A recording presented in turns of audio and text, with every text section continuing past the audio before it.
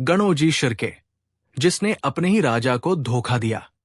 जय भवानी, जय शिवाजी। दोस्तों, आज हम बात करेंगे गणोजी शिर्के की, जो न सिर्फ छत्रपति संभाजी महाराज के रिश्तेदार थे, बल्कि उनका बहनोई भी था।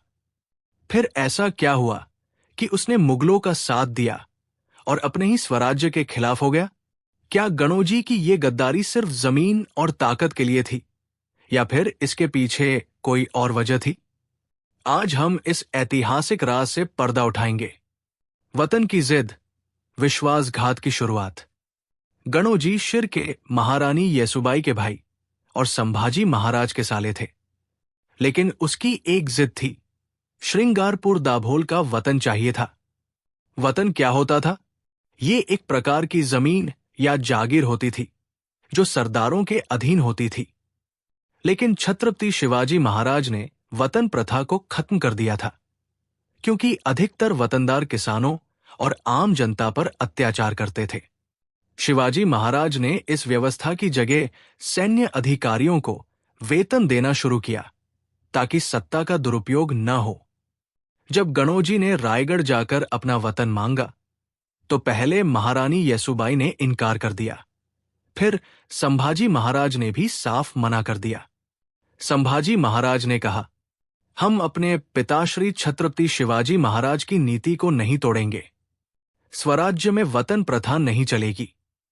और बस यहीं से गणोजी शिर्के के मन में गुस्सा और जलन बढ़ गई। संभाजी महाराज की गुप्त सूचना मुगलों को दी। गणोजी की जलन सिर्फ वतन को लेकर नहीं थी, बल्कि कवि कलश से भी थी, जो संभाजी महाराज के परम मित्र और सलाहकार थे। संभाजी महाराज ने जब कवि कलश को मलकापुर भेजा एक विवाद सुलझाने के लिए, तो गणोजी ने उन पर हमला कर दिया। कवि कलश को विशालगढ़ की ओर भागना पड़ा। जब यह खबर संभाजी महाराज को मिली, तो वे स्वयं सेना लेकर संगमेश्वर पहुंचे, और यहीं पर गणोजी ने सबसे बड़ा विश्वासघात किया। गणोजी शिर्के ने मुगलों को खबर दे दी कि संभाजी महाराज संगमेश्वर में है। मुगल सेनापति मुकरब खान ने इस मौके का फायदा उठाया और संभाजी महाराज को घेर लिया। मालोजी घोरपड़े, जो मराठा सेना के वीर सेनापति थे, उन्होंने बहादुरी से लड़ाई लड़ी और वीरगति प्राप्त की। लेकिन मुगलों ने संभाजी महाराज और कवि कलश को पकड़ लिया। औरंगजेब ने गणोजी को भी धोखा दे दिया। दोस्तों, इतिहास का सबसे बड़ा व्यंग्य देखिए। गणोजी ने अपने राजा को धोखा दिया और मुगलों ने गणोजी को। जिस औरंगजेब के लिए गणोजी ने विश्वासघात किया, उसी औरंगजेब ने गणोजी की बहन महारानी येसुबाई और उनके बेटे संभाजी महाराज के पुत्र शाहू महाराज को 20 साल तक बंधक बनाकर रखा। मतलब, ना वतन मिला, ना सत्ता मिली, और इज्जत तो सबसे पहले चली गई। बाद में जब मराठा साम्राज्य फिर से मजबूत हुआ, तो शिर्के परिवार को क्षमा किया गया और शाहू महाराज ने शिर्के परिवार की 2 कन्याओं से विवाह किया, ताकि मराठा एकता बनी रहे। सीख क्या मिलती है?